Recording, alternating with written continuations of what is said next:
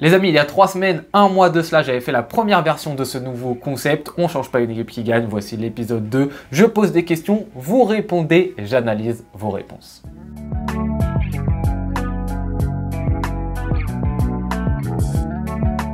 Les amis, pendant que le FC Barcelone fait sa tournée de pré-saison aux États-Unis, il s'est passé des choses dans le monde du football ce dernier mois, entre Euro, rumeurs du mercato, info Real, info FC Barcelone. Je vous ai posé des questions, vous avez été nombreux à répondre. On va analyser vos réponses en commençant par le Ballon d'Or.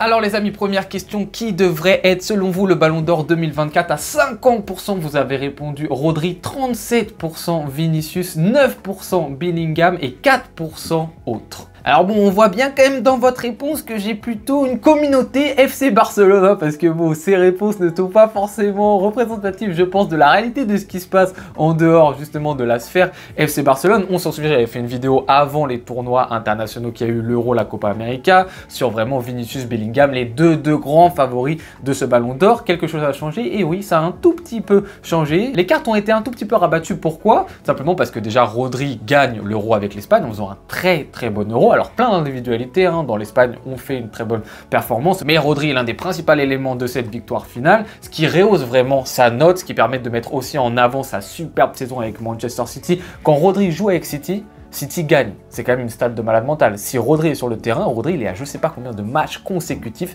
gagnés avec Manchester City, c'est totalement phénoménal. Il était champion d'Angleterre. Alors pour certains, il y en a des fois ils me disent, mais Rodri il a gagné quoi? Que la première ligue?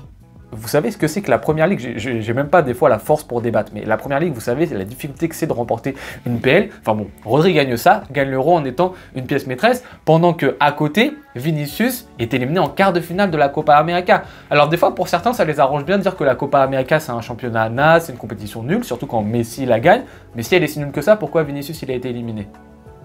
Et enfin, tu as le cas Bellingham qui a fait un Euro, on va se le dire, hein, très franchement, dégueulasse. Horrible l'Euro de Bellingham. Et vous le savez, hein, quand il était bon, je l'ai toujours dit sur toute la saison. Vous regardez même la vidéo où je parle de sa saison extraordinaire avec Vinicius. Quand il est bon, je le dis. Mais son Euro à Bellingham, il est horrible. À part son but à la 90e là contre la Slovaquie, son Euro est dégueulasse. Alors comme tous les joueurs de l'Angleterre, hein, je le mets dans le même panier que les Foden, que les Harry Kane, que même Rice que j'adore, qui est un joueur que j'adore. Je le mets dans le même panier que tout le monde. Hein. À part Saka, l'Angleterre, c'était catastrophique de A à Z. Mais Bellingham ne fait pas un bon Euro. Malgré ça, il va quand même en finale. Mais individuellement, dans le contenu, c'était pas du tout suffisant. Donc, dans la tête des gens, ça a un petit peu rabattu certaines cartes. Il n'en reste pas moins, selon moi, que les deux favoris restent quand même Vinicius et Bellingham. Et par rapport à vos votes, je vois que vous votez quand même beaucoup plus pour Vinicius. Mais ça, je pense que c'est la mentalité buteur. On veut quelqu'un qui marque tout le temps, qui soit important dans les buts. C'est comme Carvajal, il a mis un but en finale de Ligue des Champions. Tout de suite, tout le monde le voyait dans le top 3 Ballon d'Or. Les gars, on va se calmer, c'est comme Rodri l'année dernière quand il a marqué en finale de LDC, etc. Tout le monde était là en mode « Ah, Rodri, c'est bon, on le voit enfin !»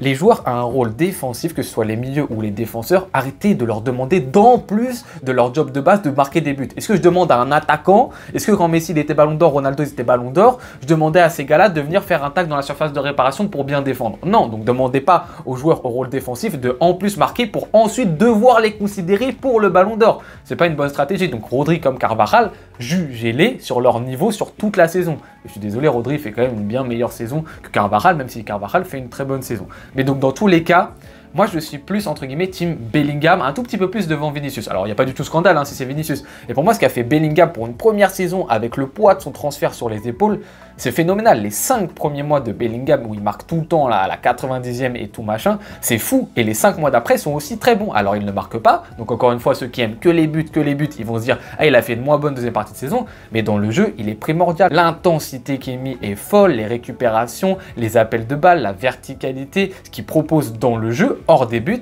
ça a été aussi super fort. Oui, il rate totalement son Euro, je trouve, mais sur toute la saison, c'est très fort. Alors que Vinicius, on n'oublie pas, sur les 3-4 premiers mois, il est souvent absent du côté du Real Madrid. Et encore une fois, on le répète, le Ballon d'Or, c'est de septembre à septembre. Donc, les 5 premiers mois ont la même importance que les 5 derniers mois. C'est exactement la même chose qu'il faut avoir en tête. Et Vinicius, il a été un tout petit peu absent.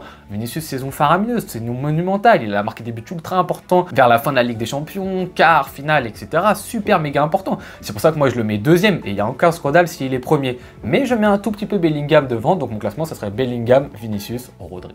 Deuxième question, on se focus un peu plus sur notre Barça maintenant, sur la possible arrivée de Dani Olmo. Vous êtes 60% à être pour, 23% à être perplexe, 18% à dire non instantanément. Vous le voyez, si on additionne tout, ça fait 101%.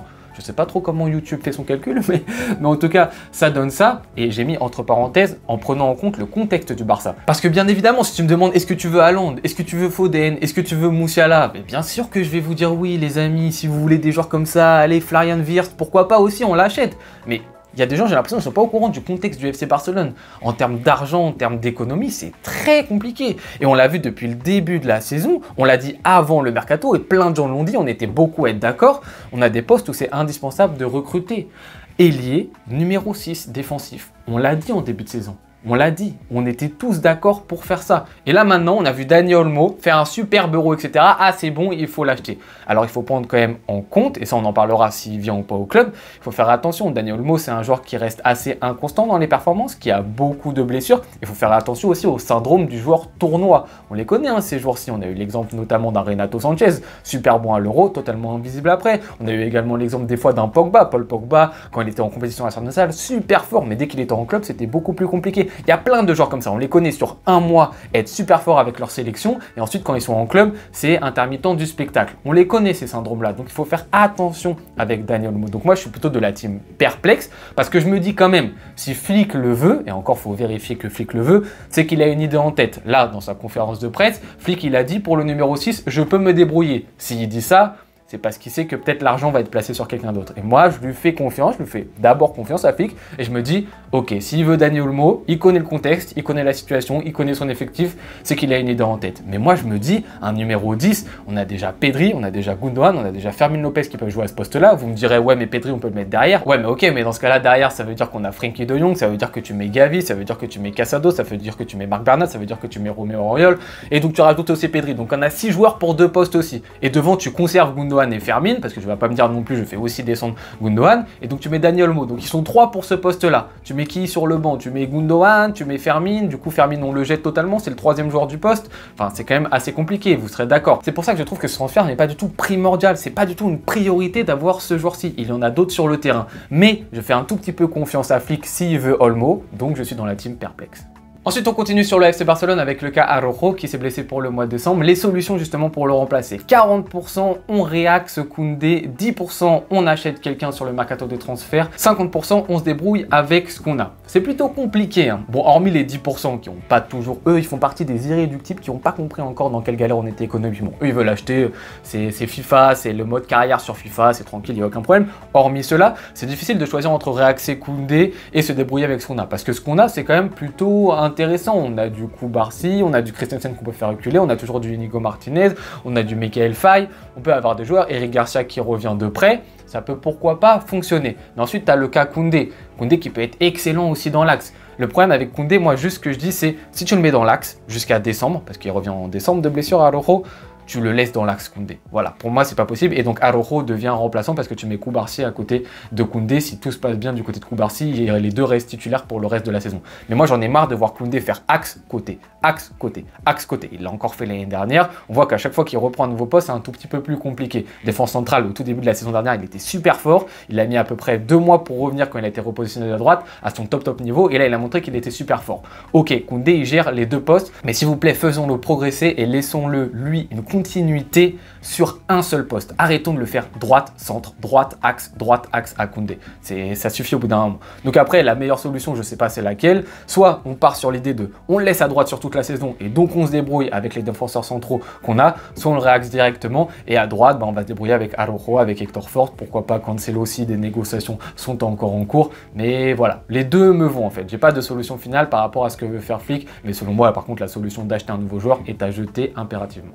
Ensuite, on revient un petit peu sur le Real Madrid et on s'intéresse à quel joueur a le plus de chances de flop pour la saison prochaine. En premier, vous avez mis à 46% Kylian Mbappé. En deuxième, vous avez mis personne à 36%. Vous avez ensuite mis Bellingham à 14% et à 5% Vinicius. On avait fait une vidéo sur le possible échec de ce trio Real Madrid. Encore une fois, c'est le possible échec. Essayez de comprendre, les supporters du Real Madrid, c'est hypothétique. Tout peut bien se passer. Donc encore une fois, je comprends le 36% de il peut tout à fait très bien se passer et je suis totalement d'accord avec ça. Mais c'est c'est vrai que s'il y a un joueur qui peut un peu flop en fait au Real Madrid par rapport à sa première saison, etc., c'est vrai que ça peut être Kylian Mbappé. 46%, on se dit tout de suite, ouais, bon, bah c'est lui, c'est un nouveau joueur au club. Sa saison au PSG était vraiment pas fameuse. Hein. On l'a vu en Ligue des Champions contre le Barça, c'était pas très bon. On l'a vu en demi-finale contre Dortmund, c'était pas très bon du tout. Puis en Ligue 1, il choisissait un petit peu ses matchs. Kylian, on l'a vu à l'Euro, c'était aussi pas bon du tout.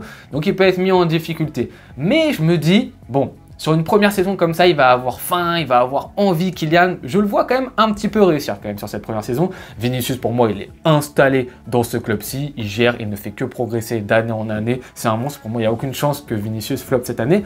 En revanche, Bellingham, mesdames et messieurs, je trouve qu'il a beaucoup donné sur cette première saison. Et on l'a vu à l'Euro, au niveau de l'intensité, etc., c'était beaucoup plus compliqué pour lui. Il va avoir moins un rôle offensif, donc il va avoir moins ce côté de joueur qui apporte, parce que forcément tu mets Kylian Mbappé, donc tu vas pas pouvoir mettre 3 mecs ultra offensifs. On va justement donc voir un Bellingham qui, je pense, va être un petit peu plus en difficulté que précédemment. Sa première saison était une saison rêvée. Encore une fois, ça ne reste qu'hypothétique. Peut-être que Bellingham va encore faire une masterclass la saison prochaine. Mais je me dis, sur les trois, celui qui a la plus de chances de flop, pour moi, ça reste Bellingham.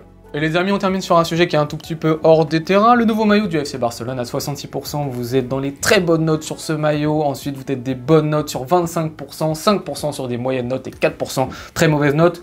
Les supporters du Real Madrid, on sait où est-ce que vous vous situez, les petits 4%, là, je sais que vous êtes là et vous mettez une très mauvaise note, c'est un très beau maillot, voilà, moi j'adore un peu regarder les nouveaux maillots, etc. Par rapport au maillot très mid hein, qu'on avait l'année dernière, je le trouvais vraiment très neutre, le maillot de l'année dernière, en plus par rapport à la saison qu'on a vécue, si vous voulez, ce maillot il représente quelque chose vraiment de compliqué pour moi, mais ce maillot bicolore, j'adore parfaitement. Alors on pourra dire oui, le logo Spotify est peut-être un peu gros, prend un petit peu de place, etc. Je suis d'accord, je vous le concède, c'est vrai que le logo Spotify, on pourrait l'enlever, ça serait mieux de ne pas l'avoir du tout. Mais bon, le football maintenant, c'est comme ça que ça fonctionne. Et Spotify n'est pas le pire des sponsors. Je préfère largement un Spotify que, je sais pas, un Chevrolet dégueulasse, etc. Donc je suis très content de ce Spotify. Ensuite, bah, en plus, ça va nous permettre, dans les classicos, on le sait très bien, d'avoir le partenariat avec l'artiste. On aura un petit logo comme d'habitude pour les classicos spécifique par rapport à un artiste. Si l'artiste me plaît, bien évidemment que j'achèterai ce maillot aussi. Donc j'attends un petit peu avant de me procurer. Je vais attendre que justement il y ait cette petite collab qui va arriver normalement en octobre. C'est fin octobre, le premier classico. Et je regarderai par la suite ce que je fais. Ensuite, il va y avoir le choix du joueur que je vais floquer. Et j'hésite pas mal. Alors, Gavi est en tête des listes. En deuxième, Lamine Yamal. En troisième, Jules Koundé. Voilà, Gavi largement en tête. Voilà, c'est le petit gars, le petit Barcelonais, le petit mec de la Masia que j'aime bien en ce moment avec son petit numéro 6. Ça peut être intéressant. Lamine Yamal, je trouve ça fait un petit peu. Ouais, Lamine Yamal, il l'a pété. Je m'achète Lamine Yamal, etc. C'est un peu facile. Et Koundé pour ce qui montre le caractère, l'envie, etc. Koundé, ça se voit, c'est un bon gars, tu vois. Ça se voit, c'est un bon gars. Donc, avoir le maillot de Koundé, ça peut être intéressant. Mais bon, voilà, quand même, dans l'ensemble, vous êtes aussi beaucoup à l'avoir kiffé ce maillot. Ça serait bien de le faire aussi l'année prochaine, aussi ce sondage pour voir si c'est juste l'idée d'un nouveau maillot qui vous fait kiffer ou si vraiment ce maillot vous l'avez vraiment bien aimé. Donc ça sera intéressant de vérifier ça l'année prochaine. En tout cas les amis, c'est la fin de cette vidéo analyse des réponses des abonnés. Je vous remercie beaucoup de l'avoir regardé jusqu'au bout. Encore une fois, n'hésitez pas à me dire si vous aimez bien ce concept en commentaire. Je vous souhaite bonne journée ou bonne soirée en fonction de quand est-ce que vous regardez cette vidéo. À tout bientôt. Ciao.